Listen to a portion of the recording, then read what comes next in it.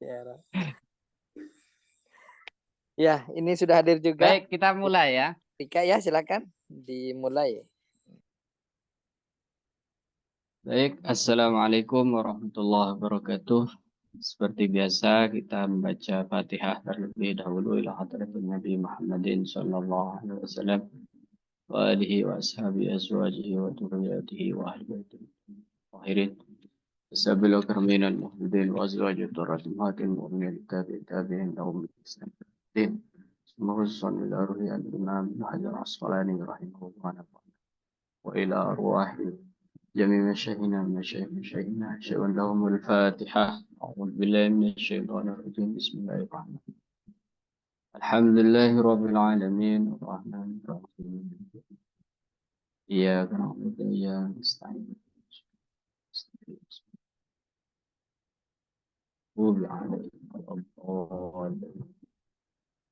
بسم الله الرحمن الرحيم. الحمد لله رب العالمين والصلاة والسلام على أشرف الأنبياء والمرسلين سيدنا محمد وعلى آله وصحبه أجمعين. أما بعد، وبسند متصل إلى الإمام ابن حجر العسقلاني رحمه الله ونفعنا به وبعلومه في الدارين آمين. إلى قوله, ibu-ibu yang dirahmati oleh Allah, kita akan melanjutkan pembacaan kitab hadis Bulughul Maram, di mana ternyata tertinggal satu hadis dari bab azan, yaitu hadis tentang doa dan keutamaan doa tersebut. Wa an Jabirin radhiyallahu ta'ala anhu, diriwayatkan dari sahabat Jabir ibni Abdullah, anna Rasulullah sallallahu alaihi wasallam, bahwa Nabi qalah bersabda, man qala, barang siapa yang membaca hina yasma'un nida'ah, tatkala mendengar adzan, setelah mendengar adzan lebih tepatnya ya, membaca doa Allahumma rabba hadhihi da'wati tammah wassalatil qa'imah. Allahumma ya Allah, rabba hadhihi da'wati tammah, pemilik inilah seruan yang sempurna. Seruan di sini maksudnya adzan. Doanya begitu sih. Wassalatil qa'imah, dan pemilik salat yang didirikan. Ati sayyidana Muhammadanil wasilah. Ati, berikan kepada Nabi Muhammad al-wasilah. Al-wasilah ini dalam syarahnya adalah suatu makom, suatu tempat atau suatu keutamaan bagi Nabi, di mana Nabi itu memang menjadi wasilah antara umat manusia dengan Allah. Wal fadilata, dan keutamaan, wab'athu, dan bangkitkan Nabi Muhammad maqaman, di suatu tempat, suatu maqam, mahmudan, yang terpuji, alladzi wa'atahu, yang telah engkau janjikan baginya. Jadi Nabi Muhammad itu memiliki posisi tersendiri yang disebut dengan maqam mahmudah. Maqam mahmudah itu maqam atau tempat khusus buat Nabi yang telah dijanjikan Allah. Nah, kita sebagai umatnya berdoa dengan doa tersebut. Ini bukan berarti kita membaca sholawat itu kan secara literal, secara tekstual itu seperti mendoakan buat Nabi ya. Allahumma sholli wa sallim ala sayyidina Muhammad, ya Allah, berikan, anugerahkan salawat atau rahmat maknanya bagi Rasulullah, wasallim, dan keselamatan atau salam. Itu kan sepertinya kita sul adab gitu. Oh, kita yang mendoakan buat Nabi. Tidak, padahal karena itu adalah perintah Rasulullah dan tidak boleh dipahami bahwa Rasulullah kekurangan pahala atau kekurangan rahmat atau kekurangan sholawat, tidak. Tapi itu kata ulama adalah dari kesempurnaan menuju ke yang lebih sempurna. Minal kamal ilal akmal. Jadi Nabi itu menerima kesempurnaan dan kesempurnaan terus begitu. Karena yang maha sempurna adalah Allah. Dan Rasulullah itu sempurna, tapi menerima terus yang lebih sempurna. Itu yang harus dipahami. Dan juga harus dipahami bahwa pembacaan kita terhadap sholawat ataupun doa ini, doa setelah adzan ini, tidak berarti Rasulullah butuh, tapi kitanya yang butuh. Bahwa kitanya yang butuh pada timbal balik dari doa-doa atau sholawat tersebut. Karena karena Nabi itu adalah pintu segala kebaikan. Otomatis berdoa dengan Nabi itu lebih dekat pada pada ijabah, pada kemustajaban. Nah, apalagi setelah ini dijanjikan oleh Rasulullah, katanya halat lahu syafaati yaumal qiyamah. Orang yang membaca doa Allahumma rabb hadhihi da'wati tammah wassalatil qa'imah ati sayyidina Muhammadanil wasilata wal fadilah wasyaraf wad darajat rafi'ah wa ba'athu. Jadi banyak riwayat ya, tapi riwayat yang di sini tanpa wad darajat rafi'ah. Itu janjinya apa? Halat lahu syafaati yaumal qiyamah. Halal bagi dirinya syafaatku di hari kiamat. Dia akan mendapat syafaat dari Rasulullah. Tentunya ini bukan syafaatul uzma, bukan syafaat yang gede itu. Syafaat yang gede itu di padang mahsyar, di mana mahsyar semakin panas karena matahari hanya berjarak sejengkal. Setiap orang sesuai dengan amalnya. Ada yang kipasan, ada yang ASEAN, nggak gitu ya, nggak merasakan panas. Ada yang punya midhallah, ada yang punya payung. 7 orang, sab'atu yudhilluhumullahu fi dhillih. 7 orang akan diberikan payung di hari mahsyar itu. Nah, tapi secara keseluruhan umat manusia sudah tidak sabar. Akhirnya mereka lari ke Nabi Adam. Wahai Nabi Adam, engkau adalah Bapak manusia. Ayo berdoa kepada Allah agar mahsyar ini segera selesai. Apa kata Nabi Adam? Nafsi, nafsi. Aku, kamu. Lo, gue, kata orang Jakarta. Lari ke Nabi Nuh gitu juga. Nafsi, nafsi. Sekarang ini urusan dewe-dewe. Anak gak kenal ayah, ayah gak kenal istri, gak kenal orang tua. Sahibatan wala walada. Gak kenal, gak ada sanak famili. Itu saking dahsyat dan gentingnya di masa itu ya. Sampai kemudian nanti terakhir umat manusia ini lari pada Nabi Muhammad. Kemudian Nabi Muhammad sujud dan Allah mengatakan, ya Muhammad irfa' ra'sak wa syafa'atu syafa'. Nah itu syafaat uzma. Syafa'atul uzma. Adapun syafaat yang kecil-kecil itu untuk pelaku pendosa besar dan untuk orang-orang yang sebenarnya dia itu tertulis akan ke neraka. Tapi karena dia cinta kepada Rasulullah, dia memperbanyak baca sholawat kepada Rasulullah, dan dia selalu nyambung hatinya kepada Rasulullah. Banyak kenalan dengan Rasulullah. Gitu. Karena kata Nabi, man ahabba syai'an aktsara dzikrah. Orang yang cinta sesuatu, dia akan sering menyebutnya. Cinta Rasulullah berarti sering menyebutnya. Ana aulan nasi bi yaumal qiyamah aktsarukum alayya salatan. Orang yang paling aku kenal, yang aku prioritaskan kelak di hari kiamat adalah yang paling banyak sholawat kepadaku.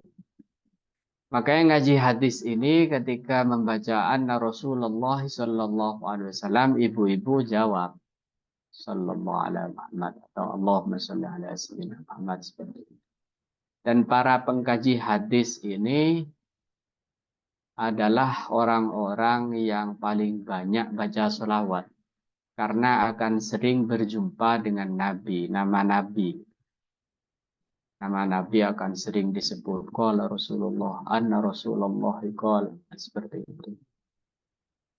Jadi keistimewaan para pengkaji hadis seperti itu. Dia hatinya nyambung kepada Rasulullah. Sering menyebut nama Rasulullah. Seperti itu. Kelak dia akan paling kenal atau dikenali oleh Rasulullah. Aulan nasi bi yaumal qiyamah aktsarukum alayya sholatan. Yang paling banyak berselawat. Yang disebut banyak itu berapa kata ulama? Yang disebut banyak itu paling sedikitnya banyak itu ada istilah begitu kalau di kajian orang-orang para ulama. Aqallul kathrah. Aqallul kathrah itu paling sedikitnya banyak. Berapa sih disebut banyak itu paling sedikitnya? Paling sedikitnya kata ulama adalah 300. Baca 300 sholawat, maka itu sudah nyampe batas banyak. Paling mudah bagaimana? Paling mudah itu adalah baca sholawat yang paling pendek yang diajarkan Nabi kepada dalam hadis itu sallallahu alaihi Muhammad sallallahu alaihi itu atau tambah sayyidina sallallahu alaihi wasallam sallallahu alaihi wasallam sallallahu alaihi wasallam. Nah, dengan membaca sholawat seperti itu kita bisa mencapai aqallul kathrah tadi, paling sedikitnya banyak. Karena Nabi di dalam hadisnya mengatakan aktsarukum, yang paling banyak.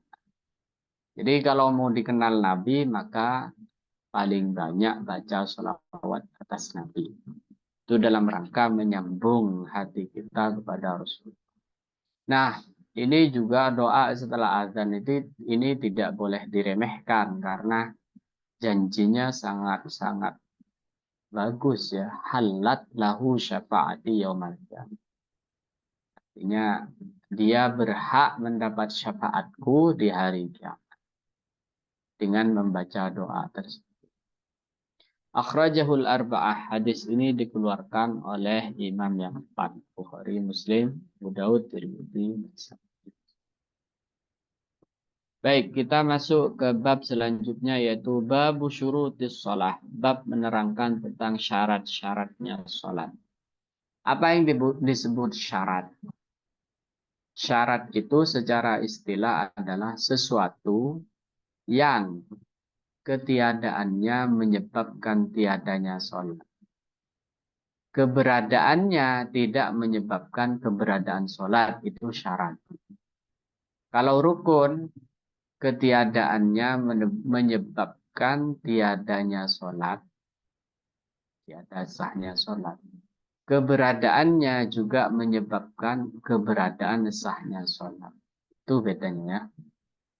Syarat itu ketiadaannya menyebabkan ketiadaan sahnya sholat. Tapi keberadaannya nggak harus sholat. Contoh bersuci, wudhu. Tidak punya wudhu, maka tidak sah sholatnya. Punya wudhu, nggak harus sholat. Itu syarat. Tapi kalau rukun itu biasanya berbarengan dengan pekerjaannya. Kalau rukun itu adanya menyebabkan adanya yang lain, tidak adanya menyebabkan tidak adanya yang lain. Contoh misalkan adanya surat Fatihah di dalam sholat menyebabkan sahnya sholat. Tidak adanya surat Fatihah atau tidak baca surat Fatihah, maka juga tidak sah sholat. Itu bedanya syarat dengan rukun. Nah, sekarang kita akan masuk ke dalam bab syarat-syaratnya sholat. An Ali bin Talqin, diriwayatkan dari Ali bin Talq. Qala, beliau berkata, qala Rasulullah sallallahu alaihi wasallam. Nabi bersabda, idza fasa, apabila kentut. Fasa itu kentut. Tapi kentut yang tanpa suara. Jadi dalam bahasa Arab itu ada fasa, fusa gitu ya. Ada kentut tanpa suara, itu ada kentut yang bersuara. Ada istilah dzurab. Maaf, ini bahasanya agak jorok, tapi memang harus disebut karena ini ilmu. Ada dzurab. Dzurab itu dengan suara. Bersuara ataupun tanpa suara, ini dikatakan idza fasa. Apabila kentut ahadukum salah seorang di antara kalian bis sholat di dalam sholat, falyan sorif, maka hendaknya bubar dalam artian batal. Wal yatawadda, maka hendaknya berwudu, sebaiknya berwudu. Wal yu'idis salatah, dan ulangi salatnya. Artinya kalau keluar sesuatu dari salah satu jalan yang dua, kata ulama, yaitu depan dan belakang, maka itu membatalkan sholat. Apapun itu, apapun. Atau membatalkan wudhu lah, karena wudhunya batal, jadinya dia tidak suci, berarti sholatnya juga batal. Jadi keluarnya sesuatu apapun dari dua jalan, depan dan belakang, itu membatalkan sholat. Umpamanya keluar kerikil gitu ya, karena punya penyakit kencing batu, keluar kerikil dari depan, ya batal wudhu. Jadi nggak harus fasa, nggak harus kentut yang keluar. Apapun, atau keluar ulat seperti cacingan, kok ulat, maaf, cacingan, ya batal. Nah, apa namanya? Karena keluar sesuatu. Jadi wudhunya memang kok wudhunya? Hadisnya memang tentang kentut, tapi oleh ulama diperluas lagi bahwa itu tidak harus kentut gitu ya. Berdasarkan hadis-hadis yang lain, dan memang di Bulughul Maram mungkin disebutkan satu atau dua hadis, tapi sebenarnya hadis tentang ini banyak. Rawahul khamsatu, hadis ini diriwayatkan oleh 5 imam, wasahahu Ibnu Hibban, dan dianggap hadis sahih oleh Imam Ibnu Hibban. Wan Sayyidah Aisyah, dan diriwayatkan dari Siti Aisyah. Kalau waswas bagaimana? Seperti yang sering saya bahas, was-was. Dia gak yakin. Tadi saya kentut apa enggak ya? Nah, itu godaan. Bisikan syaitan. Gak usah didengar. Pokoknya harus ada indikatornya. Indikatornya apa? Suara atau bau. Indikator. Kalau tidak ada dua-duanya, berarti itu was-was, godaan setan. Harus dipastikan. Baik. Wan Sayyidah Aisyah, dan diriwayatkan dari Sayyidah Aisyah radhiyallahu taala anha qalat. Siti Aisyah berkata, qala Rasulullah sallallahu alaihi wasallam. Nabi bersabda, man asabahu qai'un. Man, adapun orang asabahu yang terkena muntahan, auru'afun, atau darah dari hidung, mimisan, au madhyun. Madhyun itu bukan mani. Madiyun itu air yang keluar tatkala capek. Capek madi. Ada mani, madi, dan wadi. Kalian syarif. Maka hendaknya bubaran dari sholat. Falyatawadda, lantas mengambil wudhu lagi. Thumma liyabni ala salatihi, kemudian mulailah sholat lagi.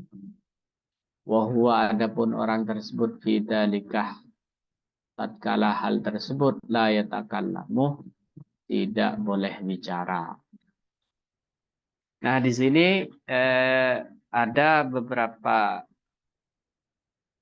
beberapa najis gitu ya, yang kemudian mampir atau terkena baju kita. Makanya di dalam syaratnya sholat, selain syarat yang barusan, selain syarat yang yang tentang suci dari dua hadas, suci dari hadas kecil dan hadas besar. Kemudian hadis kedua ini yang diriwayatkan Siti Aisyah ini harus suci baju, suci tempat. Suci baju, suci tempat. Sehingga baju yang terkena muntah ataupun darah mimisan, orang yang mimisan, keluar darah dari hidung, atau tiba-tiba keluar madi dari alat kelaminnya, maka ini juga membatalkan sholat. Membatalkan sholat. Di sini kata-katanya falian sorif, bubaran dari sholat tersebut. Jadi muntah, kemudian mimisan, kemudian madi, gitu. Ini semua najis. Kecuali dalam batas tertentu seperti darah misalkan, dalam batas tidak sampai 1 koin gitu, yang tidak besar banget gitu, mengenai baju kita, maka ada yang mengatakan itu dimakfun. Hadisnya hadisnya? Najisnya dimakfun. Najisnya dimakfun. Atau darah nyamuk, yaitu dimakfun. Darah apa lagi? Seperti itu ya. Falyatawadda. Rawahu Ibnu Majah. Hadis ini diriwayatkan Ibnu Majah wa dha'afahu, dan dianggap hadis dhaif Ahmadu oleh Imam Ahmad. Jadi di sini dari dua hadis ini kita mendapatkan dua syarat sholat, syarat sahnya sholat, yaitu suci dari dua hadas. Yang kedua adalah suci tempat, suci baju. Yang dimaksud tempat itu adalah tempat yang akan dipakai ketujuh tubuh yang akan menyentuh tempat. Berarti dahi, dua tangan, dua lutut, dan dua kaki. Itu yang harus suci dan wajib suci. Kalau selain buat 7 tempat ini nggak suci, bagaimana? Ya nggak masalah. Meskipun makruh. Ya, sebaiknya memang tempatnya suci semua. Cuma batas minimalnya itu. Batas minimalnya apa yang mau dipakai sujud itu suci semua. 7 anggota sujud itu suci semua. Kalau Imam Malik nambah 1 hidung, ya. Berarti dahi, hidung, 2 tangan, 2 lutut, dan 2 kaki itu harus suci tempat. Berarti syarat sholat itu harus suci badan, suci tempat, dan suci hadas, suci dari hadas. Suci dari bajunya juga harus suci, itu syarat. Mengingatkan lagi bahwa syarat itu tidak adanya menyebabkan tidak sahnya sholat. Tapi adanya nggak harus sholat. Suci semua ya nggak harus sholat. Tapi kalau mau sholat ya harus suci semua. Tapi suci semua nggak harus ada sholat. Itu yang disebut dengan syarat. Wa anha dan juga diriwayatkan dari Sayyidah Aisyah. Siti Aisyah. Jadi kan sering ketemu dengan nama Siti Aisyah. Kenapa? Karena Siti Aisyah ini adalah memang oleh Rasulullah dikader sebagai ulama perempuan. Jadi menikahi Sayyidah Aisyah itu bukan dalam rangka syahwat belaka, gitu ya, seperti tuduhan orang-orang orientalis. Itu berdasarkan wahyu dan juga dengan tujuan-tujuan mulia seperti kaderisasi ulama. Karena akan banyak riwayat itu dari Siti Aisyah. Wan Sayyidah Aisyah anin Nabi sallallahu alaihi wasallam, diriwayatkan dari Nabi sallallahu alaihi wasallam qalah, beliau bersabda, la yakbalullahu, Allah tidak akan menerima salat haidin, salatnya orang yang sudah mencapai usia haid, illa bi khimarin, kecuali dengan khimar, penutup kepala. Khimar itu secara lafaz adalah menutup kepala dan penutup sini, leher dan tengkuk serta sekitarnya. Ya, artinya kerudung. Khimar itu sering dimaknai kerudung.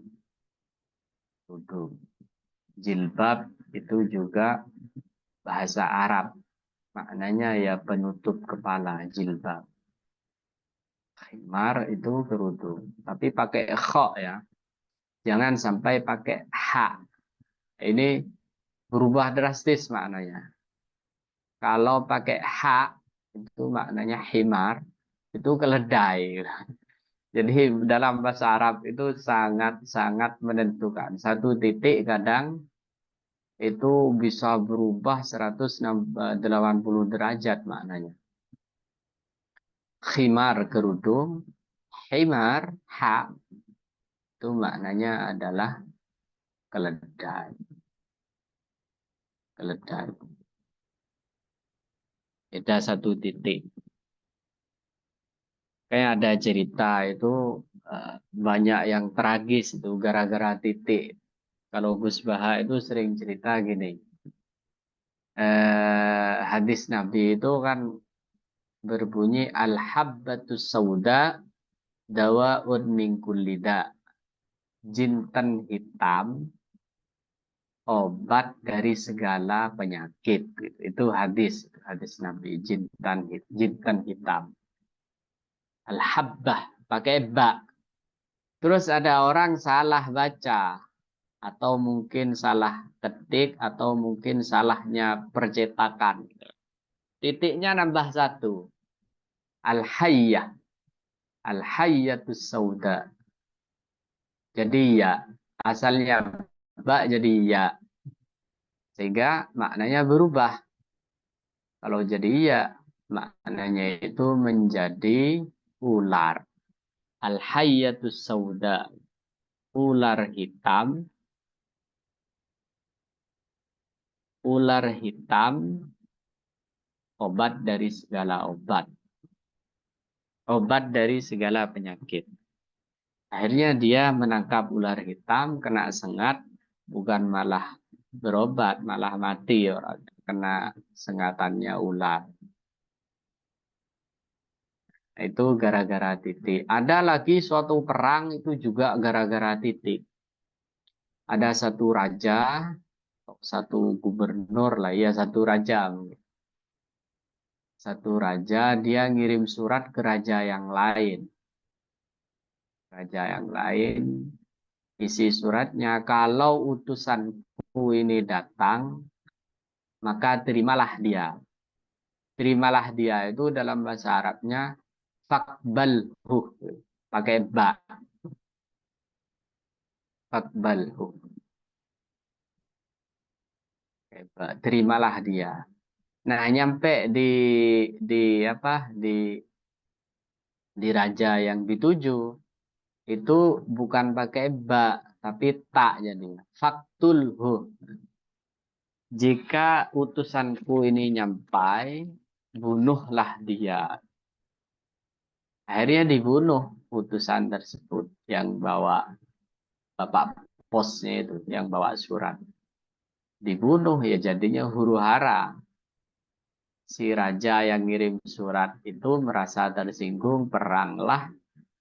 Dua kerajaan terjadi perang itu gara-gara titik. Gara-gara titik. Makanya yang ngasih titik ini sangat-sangat banyak pahalanya. Yang ngasih titik. Dulu nggak ada titiknya memang. Dulu nggak ada titik. Karena kenapa dulu nggak ada titiknya? Karena orang Arab itu memiliki cita rasa Arabnya ya sangat kuat, sangat dominan. Dia tahu ini tak apa ya. Dia tahu ini tak apa non, kayak tahu dia tanpa titik. Ya kayak orang Indonesia lah. Orang Indonesia membaca bahasa Indonesia itu kan tanpa tanda titik pun dia tahu harus berhenti di mana. Kecuali cita rasa Indonesianya hilang. Itu ya. Jadi khimar, bikhimarin. Ini di dalam hadis Sayyidah Aisyah yang kedua ini menceritakan bahwa Allah tidak menerima sholatnya orang yang sudah sampai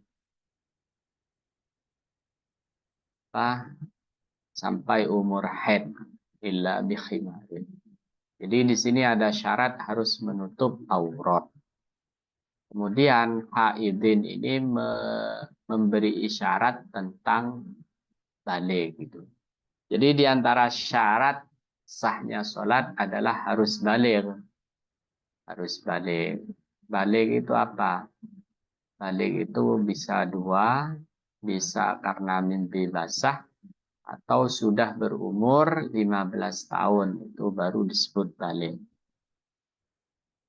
Tapi sholat itu dalam pendidikan Islam, dalam tarbiyah nabawiyah, dalam tarbiyahnya Rasulullah harus dibiasakan. Sehingga hadis ini harus ditunjang oleh hadis-hadis yang lain yang berbunyi muru auladakum bis salati fis sab'i wadribuhum fil ashri. Perintah anak-anakmu salat ketika berumur 7 tahun dan pukul mereka ketika berumur 10 tahun. Kayak gitu. Nah, ini dalam kepentingan tarbiyah. Sebenarnya tidak wajib anak-anak sholat ketika umur 7 tahun, 10 tahun belum wajib selama belum balik, selama belum menyampai pada umur balik. Tapi dalam rangka kepentingan tarbiyah, kepentingan pendidikan, karena sholat ini harus dibiasakan, maka itu dilaksanakan. Diperintah ketika umur 7, dipukul ketika umur 10 nggak mau sholat. Ya. Terus nggak wajib, pahalanya bagaimana? Pahalanya ngalir ke orang tua. Pahalanya ngalir kepada kita-kita sebagai bapaknya atau ibunya. Jadi nggak ada ruginya. Ibu-ibu merintah anaknya sholat ketika umur 7 tahun. Merintah itu pengertiannya harus luas ya. Merintah itu berarti kita mencontohkan. Ayo nak sholat bareng misalnya. Enggak harus sholat sana. Enggak harus begitu redaksi. Mukul juga itu adalah tarbiyah yang dilegalkan di dalam syariat gitu ya. Tapi batasannya ghairu mubarrah. Tidak boleh sampai menciderai. Memukul itu tidak boleh sampai mencederai. Dan Nabi pun yang memerintah memukul, gak pernah mukul Nabi itu. Gak pernah mukul anak kecil, gak pernah. Tapi beberapa anak itu kan ada yang dia gak mau gerak kecuali dipukul. Ada yang diperintah, dikasih isyarat dengan lemah lembut, dia sudah berangkat ke tempat itu. Jadi bergantung keperluan, bergantung kebutuhan. Tarbiyah itu masing-masing orang tua lebih mengenali anaknya. Karakter anak itu kan macam-macam. Kalau anaknya 5, ya karakternya juga 5. Ada yang sekali dibilangin berangkat, ada yang perlu 2 kali, ada yang perlu 3 kali, ada yang perlu diancam, ada yang perlu diiming-imingi. Itu baik semua, asalkan untuk kebaikan gitu ya. Ayo nak sholat, nanti saya belikan apa. Yang penting redaksinya dari Nabi adalah muru auladakum bis sholati bis sab'i wadribuhum fil asri. Fil asri. Yang jelas tarbiyah Islamiyah itu membenarkan pukulannya. Enggak perlu takut dengan HAM, hak asasi manusia. Toh Islam itu juga peduli HAM. Maksudnya pukulan di sini kan ghairu mubarrah. Pukulan yang tidak mencederai, membuat cacat. Bukan pukulan seperti itu. Ghairu mubarrah itu begitu batasannya. Bahkan ada yang bahkan mukul gak boleh dengan telapak tangan, tapi dengan sebaliknya tangan sini. Misalkan. Ya artinya luas lah penafsirannya terkait dengan tarbiyah ini. Baik, kita cukupkan dulu. Mungkin ada yang perlu dikaji lebih dalam. Oh, ini belum selesai. Rawul khamsah, hadis ini diriwayatkan oleh Imam 5 ilan Nasai, yang kecuali Imam An-Nasai wa sahhahu Ibnu Huzaimah, dan dianggap hadis sahih oleh Imam Ibnu Huzaimah. Jadi dari 3 hadis ini kita mendapatkan 3 syarat sholat. Pertama, harus suci dari 2 hadas. Kedua, harus suci baju, suci tempat, suci badan. Ketiga, harus balik. Akil balik. Akal dan balik. Baik, silahkan yang mau memperdalam lagi dan bertanya. Silakan, Ibu-ibu. Ahlan. Yang baru bergabung ada Ibu Rahmawati. Salam kenal, Ibu. Ya, silakan Bu Nida. Innaka la tukhliful mi'ad. Oh, itu berarti dari mana ya? Monggo Ustaz Munaim di chat ya. Oh, lanjutan doa ya. Doa yang setelah azan ya. Ada itu.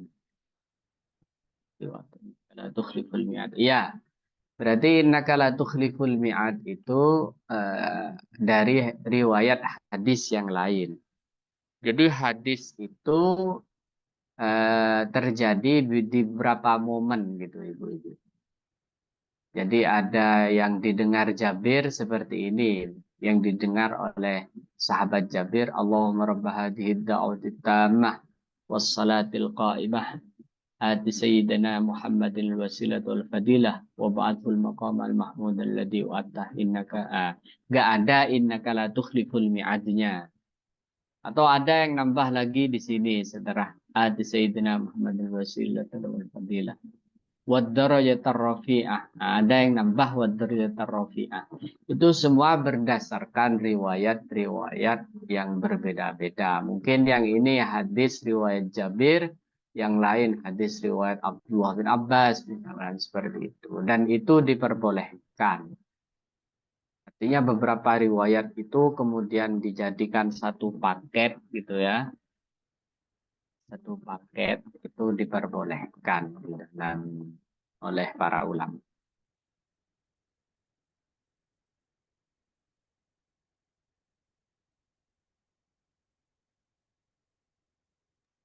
Ustadz Afwan, untuk Ya, menyederhanakan pengertian rukun dengan syarat sah itu betul gini nggak? Nanti tolong dikoreksi Ustadz. Jadi kalau rukun itu kayak misalnya kita sekolah nih, masuk sekolah.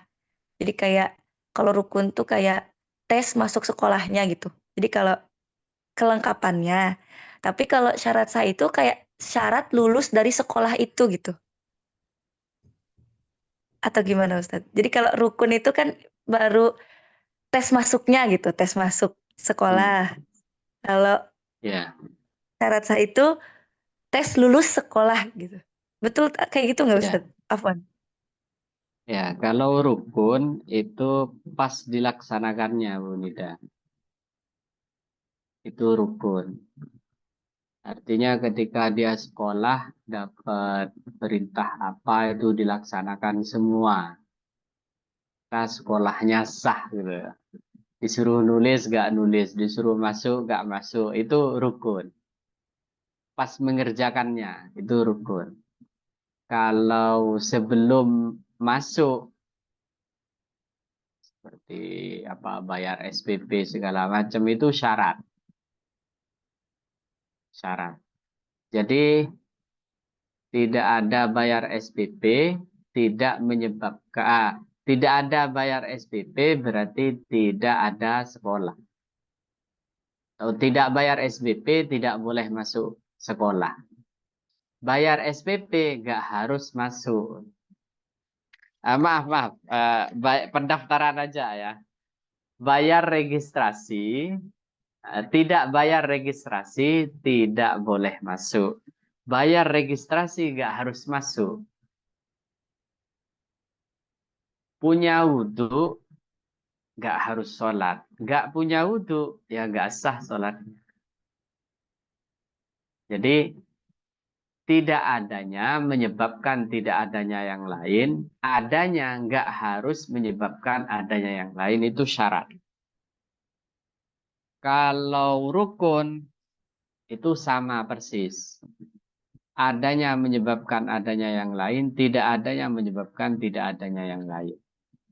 Itu rukun. Adanya surat Fatihah menyebabkan adanya sahnya sholat. Tidak adanya surat Fatihah menyebabkan tidak adanya sahnya sholat.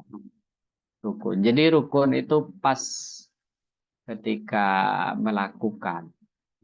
Kalau syarat itu sebelum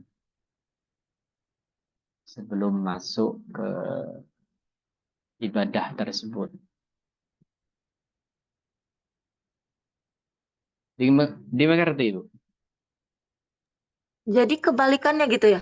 Maksudnya kalau tadi pakai sekolah tuh syarat itu ya syarat masuk sekolah. Kalau rukun itu justru tes kelulusan untuk keluar dari sekolah itu gitu ya. Sebelum dan setelah. Sebelum dan setelah. Baik, Ustaz. Ini Iya. untuk supaya Saya menyederhanakan saya ke anak-anak gitu. permudah ya. Iya. Saya Eh, coba permudah ini. Adanya menyebabkan adanya yang lain. Maaf, tidak adanya ya seharusnya. Izin nambah Ustaz. Monggo, Mungkin monggo. rukun ibarat aturan Ibu ya. Ibarat aturan yang misalnya kalau demikian DDO demikian lulus.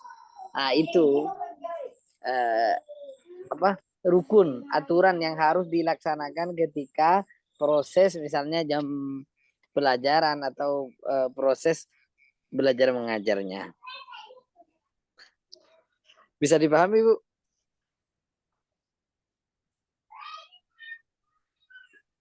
Ibu Nida? baik, Ustadz. Agak masih Nah, ini ini. syarat Ibu. Coba dibaca itu. Tidak adanya menyebabkan tidak adanya yang lain. Adanya tidak menyebabkan adanya yang lain. Nah, kalau rukun itu tidak adanya menyebabkan tidak ada yang lain. Adanya menyebabkan adanya yang lain. Persis kalau rukun. Adanya menyebabkan ada, tidak adanya menyebabkan tidak ada. adanya takbiratul ihram menyebabkan adanya sholat. Tidak adanya takbiratul ihram, tidak ada sholat. Itu rukun. Tapi kalau wudhu sebagai syarat sholat kan, tidak ada wudhu, tidak ada sholat. Ada wudhu, nggak harus sholat. Itu bedanya rukun dengan syarat.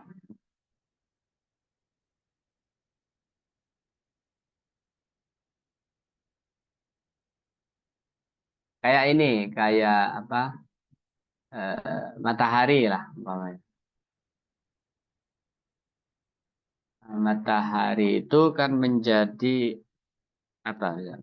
Syarat sholat itu diantaranya masuknya waktu ya. Matahari lurus di atas kepala itu kan menjadi syarat masuknya waktu zuhur. Tidak adanya matahari di atas kepala menyebabkan tidak adanya sholat zuhur. Tapi adanya matahari di atas kepala nggak harus sholat zuhur. Itu syarat. Gitu ya.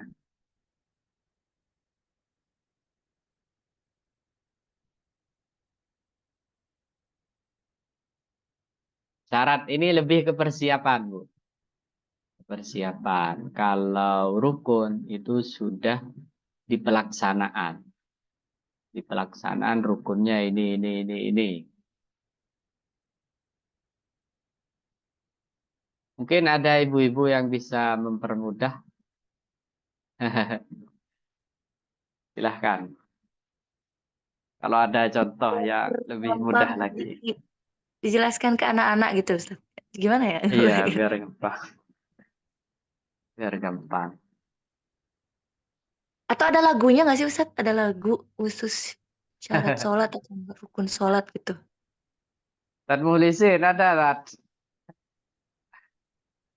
Ya gimana ya Ustaz ya? Sebenarnya paham tapi untuk mempermudah bahasa termudah ya menurut saya cuma ya, kayak aturan tadi.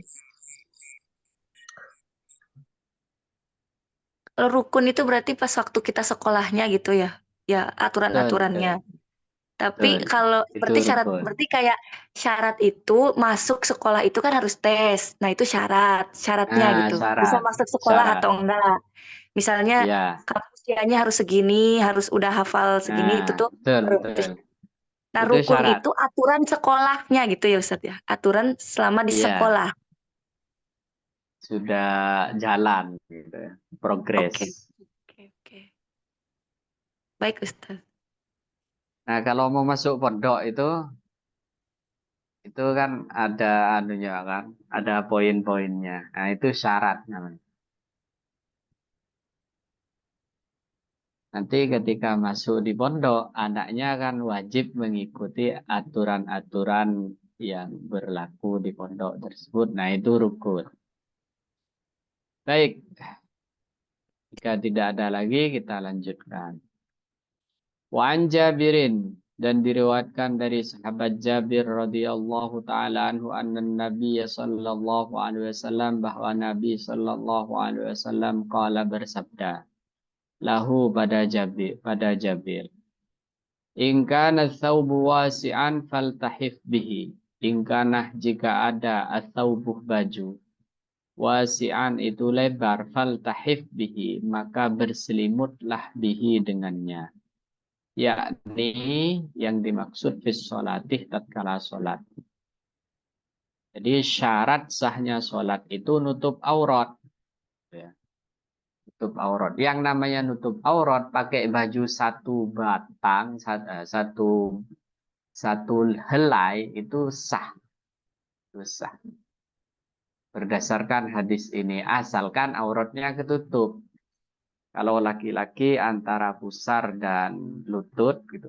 Apakah pusar dan lutut masuk aurat? Tidak, kata ulama. Tapi karena la yatimul wajib illa bihi, bahwa wajib. Sesuatu yang wajib tidak sempurna kecuali dengannya, maka dia menjadi wajib juga. betul pusar tidak masuk aurat, tapi kan tidak sempurna suatu yang wajib kecuali dengan menutup pusar, maka pusar menjadi wajib. Ma la yatimul wajibu illa bihi fahuwa wajib. La yatimul wajibu illa bihi fahuwa wajib. Mengaji online, apakah harus pakai Zoom? Enggak sebenarnya, gitu ya. Tidak harus pakai Zoom. Ngajinya wajib. Zoom-nya enggak wajib. Zoom-nya enggak wajib. Tapi karena la yatimul wajib illa bihi, fahuwa wajib. Tidak sempurna pengajian kecuali dengannya. Karena ini pengajiannya online, maka menjadi wajib. Seumpamanya pakai yang lain dengan fungsi yang sama, ya nggak masalah. Jadi ingka atau buas ya. Nah, Nabi memberikan cara bagaimana kalau bajunya itu lebar. Faltahif bihi, maka jadikan dia selimut sekiranya menutup aurat. Wali muslimin, dan dalam riwayat Imam Muslim, fakhalif baina tarafaihi. Kemudian khalif itu tukarkan baina tarafaihi, antara dua ujungnya. Kata ulama, jadi kalau memang bajunya kainnya satu gitu, jadi dia diputar ke sini, kemudian ditali di sini. Itu kalau besar ya, itu kalau luas, kalau lebar baju kainnya. Wa in kana dhayyqan, kalau dia kecil, bukan kain yang lebar, fattazir bihi, maka jadikan dia sarung. Artinya ke atas nggak usah ditutup. Cukup di yang wajib saja yang aurat. Tapi ini berlaku untuk laki-laki saja. Nah, ini syarat. Syarat selanjutnya di antara syarat-syarat sholat adalah menutup aurat. Auratnya laki-laki antara pusar dan lutut. Auratnya perempuan semua tubuh kecuali wajah dan kedua telapak tangan dalam mazhab Syafi'i. Dalam mazhab Hanafi diperbolehkan kaki gitu ya terlihat, gak masalah. Di mazhab Hanafi, ini mazhabnya suaminya Bu siapa? Itu boleh. Apa harus pakai ruku? Pakai apa itu? Mukena ala Indonesia, gak harus gitu. Gak harus. Harus mukenaan. Pokoknya seluruh tubuh tertutupi, aurat yang wajib tertutupi, maka sudah sah sholat. Sah sholat. Kalau ternyata ada nutup aurat tapi haram, bajunya ini baju curian, bagaimana? Atau bajunya gosok, yang disebut gosok itu mengambil tanpa minta izin terlebih dahulu. Tapi belum diketahui kalau itu akan diridhoi gitu ya. Orangnya agak kenal, tahu-tahu ngambil aja. Ya tetap sah sholatnya, tapi ma'al hurmah, disertai keharuman. Keharuman karena dia mencuri. Keharuman karena dia menggosok. Nanti kalau sudah minta izin ke pemiliknya, haramnya hilang.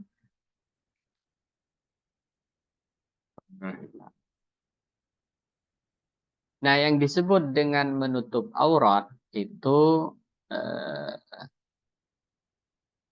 menutup dengan sesuatu yang bersifat fisik gitu ya, dan tidak transparan.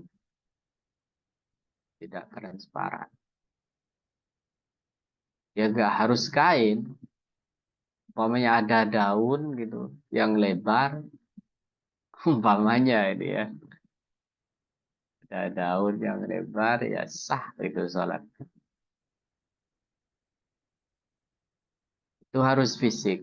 Kalau tertutupi karena gelap, ya dianggap buka aurat.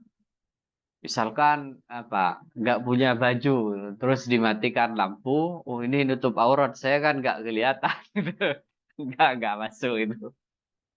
Jadi yang dimaksud nutup itu harus nutup beneran, nutup secara kasat gitu, kasat mata ya. Nutup dengan barang, bukan nutup dengan kegelapan. Kalau orang gelap-gelapan, yaitu bukan nutup aurat. Fattazir bihi muttafaqun alaih. Jadi seperti itu ya. Jadi ini dapat tambahan di antara syarat sahnya sholat adalah harus menutup aurat. Dimaksud menutup aurat meskipun dengan satu kain, satu helai kain. Tapi sempurnanya memang namanya mau menghadap Allah gitu ya. Mestinya seorang yang beriman, seorang muslim itu menghadap Tuhannya dalam keadaan sesempurna mungkin. Pakai baju yang baik, baju yang bersih, harum itu disunahkan. Pakai wangi-wangian, pakai siwak, karena mau menghadap Allah. Menghadap orang penting saja, kita dalam keadaan yang istimewa.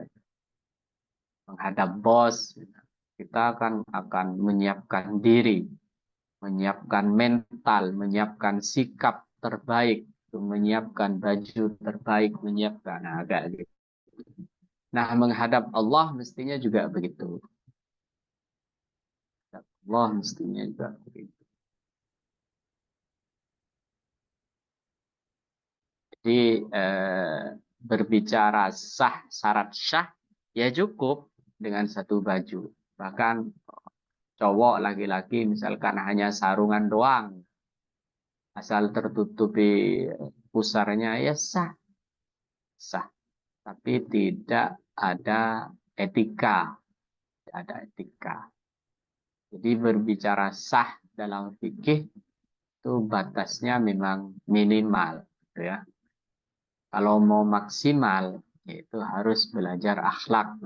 Bagaimana akhlak kita kepada Allah, bagaimana akhlak kita kepada Rasulullah, bagaimana akhlak kita kepada orang tua, kepada guru, kepada sesama, kepada tetangga, kepada tamu. Itu beda lagi. Kalau sudah bicara etika, maka itu sebaiknya maksimal. Tapi bukan berarti saya nggak punya mukena ini, nggak bisa sholat, nggak begitu. Memang nggak ada mukena ya sudah sholat, asal nutup aurat. Walahuma dan bagi Imam Bukhari dan Muslim min hadisi Abi Hurairah. Min hadisi dari riwayat hadis Abu Hurairah radhiyallahu taala anhu, la yusalli ahadukum fi thawbi. La yusalli tidak salat ahadukum salah seorang di antara kalian fi thawbil wahidih dalam satu helai baju. Laisa ala atikihi min syai', di mana di pundaknya tidak ada sesuatu. Ini ya, apa namanya? Kan tadi tidak kontradiktif dengan hadis sebelumnya. Hadis sebelumnya mengatakan satu baju cukup. Hadis kedua mengatakan seperti ini. Tidak, ini dari bab afdaliyah namanya. Lebih afdalnya memang ada sesuatu yang di sini. Kan tadi kalau kainnya lebar itu kan diikat di sini.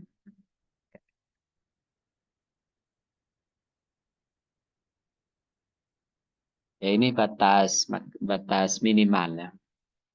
Wa an Ummi Salamah dan diriwayatkan dari Siti Ummi Salamah, salah satu istri Nabi radhiyallahu taala anha bahwa Ummi Salamah sa'alatin Nabiyah.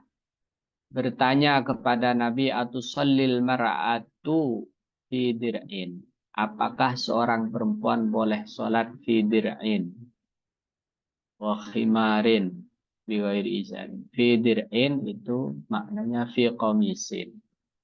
Boleh sholat di kebayanya atau bajunya. Ini itu komis, intinya baju lah, baju perempuan. Wa khimarin dan penutup kepala, jilbab. Bi ghairi izarin dengan tanpa memakai sarung. Artinya tanpa double. Maka jawab Nabi, qala, Nabi menjawab, idza kana dir'u. Jika bajunya itu sabiqan, menutup lebar, sabiqan itu ya lebar, untuk baju lebar. Yughatti, di mana dia bisa menutupi zuhur qadamaihi, yang tampak dari dua kakinya. Jadi boleh, kata Nabi, kira-kira begitu ya. Selama baju tersebut sanggup menutupi kedua kakinya. Ini syarat di dalam Syafi'iyah. Dalam mazhab Syafi'i, perempuan juga harus menutup kedua kakinya.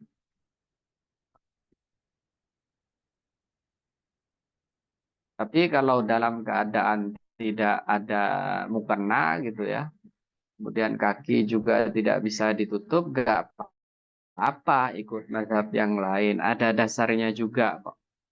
Jadi mazhab Hanafi misalkan ya, yang membolehkan membuka terbukanya kedua kaki, itu ada hadisnya. Meskipun menurut kita yang Syafi'i dhaif. Jadi nggak apa-apa. Saya pernah melihat beberapa perempuan mazhab Hanafi di Masjid Al-Azhar itu ya biasa. Lihat kakinya nggak masalah.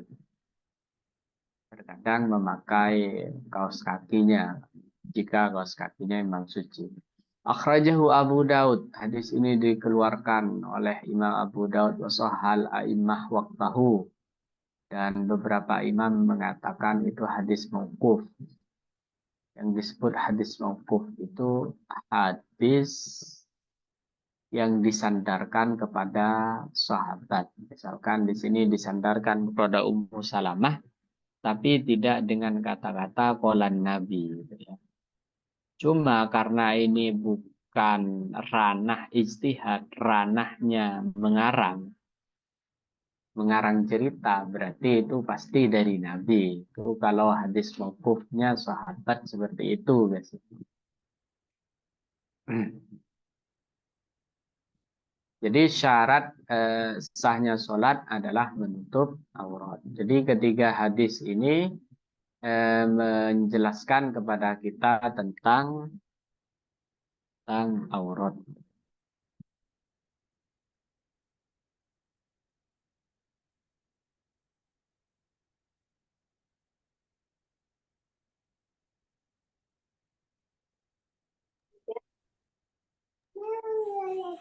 Silakan. Assalamualaikum Ustaz, mau nanya Ustaz. Ya, Waalaikumsalam, Bu Rika. Monggo. Itu syarat apa untuk aurat yang perempuan itu kan atasnya ini ya Ustaz ya, wajah dan kedua belah telapak tangan ya, kedua telapak tangan ya, yang boleh terlihat. Telapak tangan. Ya. Nah, ini kan kebetulan teman-teman itu kan ada yang dari macam-macam dari Mesir itu. Nah, kan sholatnya pakai emang baju yang dipakai mereka, terus kan kelihatan itu apa namanya punggung tangannya kelihatan mereka nggak pakai. Nah, kan cuman saya kan nggak terbiasa juga, saya pakai sarung tangan sendiri gitu, Ustaz. Nah, itu gimana? Kalau mereka lihat sendiri sama saya kok aneh gitu jadinya.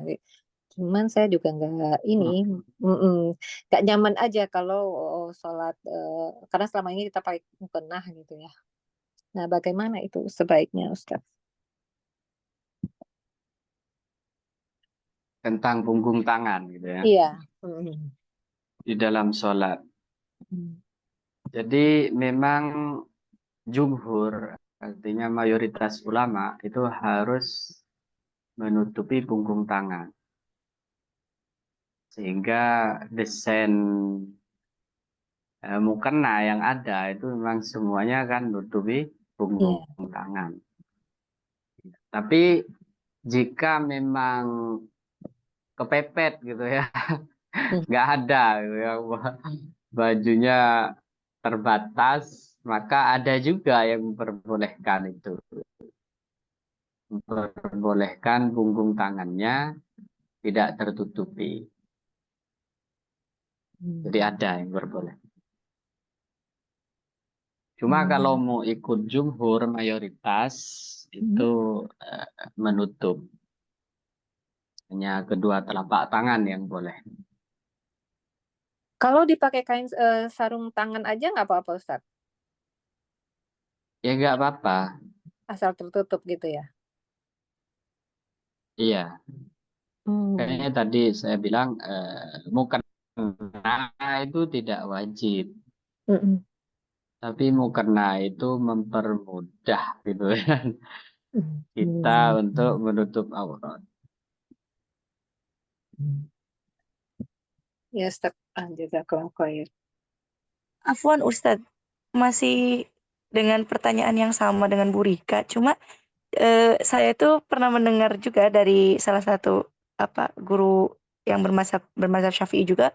Beliau bilangnya punggung tangan itu memang termasuk yang harus ditutup itu saat sholat. Cuma kayak semacam dia bilangnya ini kayak tapi dimaklumi, jadi aurat yang termaklumi gitu Ustadz. Karena pada dasarnya ketika di Hmm. luar sholat pun, jadi bahasanya itu bukan, kalau saya kan tadi bilangnya, kalau mau ikut jumhur harusnya ditutup. Kalau beliau itu bilangnya, jadi tidak apa-apa karena itu aurat yang termaklumi karena di luar sholat pun, kita memang nggak menutup Tidak wajib. punggung gitu, kita tidak menutup punggung tangan. Iya, Jadi iya. Iya, dibahasakannya itu kayak jadi aurat yang termaklumi gitu. iya. Jadi dia memakai ilat seperti itu ya. Ya, itu artinya apa namanya? eh, pencarian dalil atau ilat dalam bahasa fikihnya ilat. Jadi semacam ilat yang ya tadi kata ibu itu dimaklumi.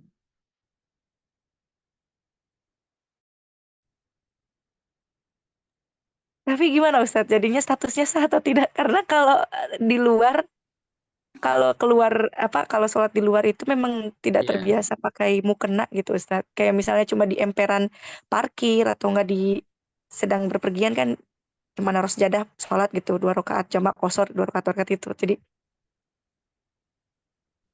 tetap sah atau tidak ya Ustadz? itu. eh Jumhur itu seperti yang tadi, hanya telapak tangan dan wajah yang boleh terlihat. Tapi dalam momen-momen tertentu, kalau memang tidak memungkinkan, ya tidak apa-apa. Ikut pendapat yang barusan Ibu sebut itu. Dengan alasan, ilat itu kan alasan. Dengan alasan, karena dia sesuatu yang sulit terhindarkan. Pasti terlihat kan sedikit banyak. Gak masalah. Oke, Ustaz Mukhlisin mau nambahkan. Iya Ustadz kan ini betul, keduanya sama-sama betul ya. Memang ada dua pendapat ya. Bahkan kalau kita di Mesir kita tahu sendiri, Mesir itu nggak punya tradisi mukena. Mukena kayaknya Asia aja atau mungkin hanya Indo sama Malaysia saja. Patoni ya, Thailand itu kayaknya pakai. Ya nggak apa-apa ya. Kalau karena sama-sama betul ya, artinya pendapat ulama. Cuma kalau ditanya lebih baik yang mana, al khuruj minal hilaf, keluar dari perbedaan itu lebih bagus. Maksudnya keluar lagi dari perbedaan seperti apa? Kalau misalnya eh, punggung punggung tangan terbuka ada kan sebagian ulama yang mengatakan tidak sah. Ini lagi-lagi sebagian. Kemudian kalau misalnya ditutup ya sepakat ulama sah. Nah, maka yang lebih baik yang ngambil yang sepakat ulama sah itu. Ya.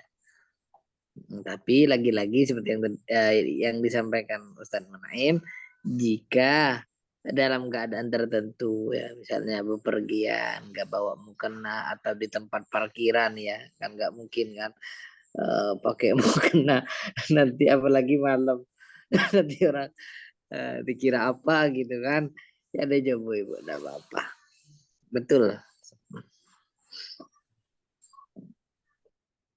ya begitu Bu Nida. Baik Ustadz, jazakumullah khair. Iya, oke. Ya Gimana, apa kita cukupkan? ya dicukupkan Ustadz. Kita tulis sih.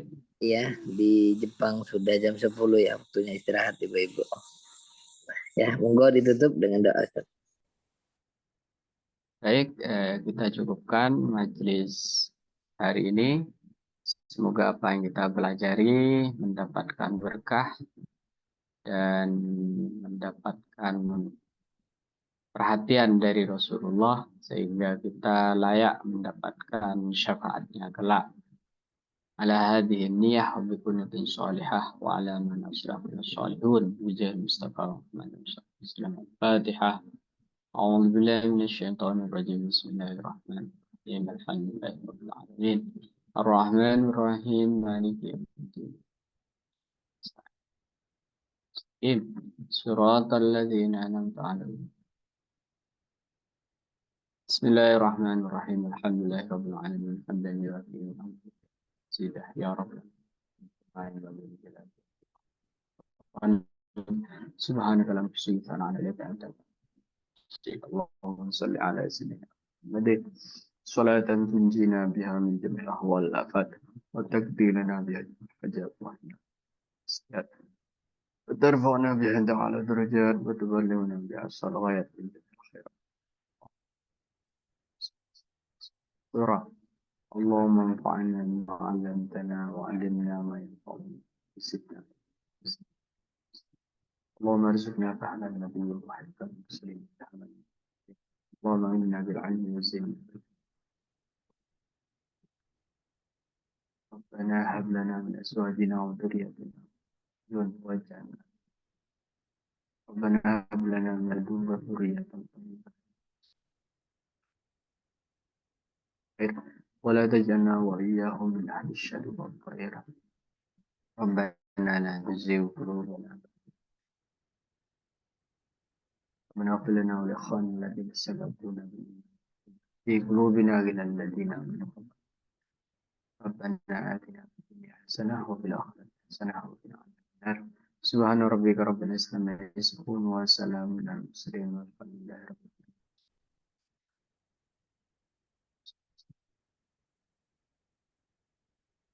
Kiranya cukup, kurang lebihnya mohon maaf jika ada salah kata. Assalamualaikum warahmatullahi wabarakatuh. Waalaikumsalam warahmatullahi wabarakatuh. Jazakumullah khairan kasihan Terima kasih Ustaz. Ustaz dan ibu-ibu semua. Saya Waalaikumsalam. ya.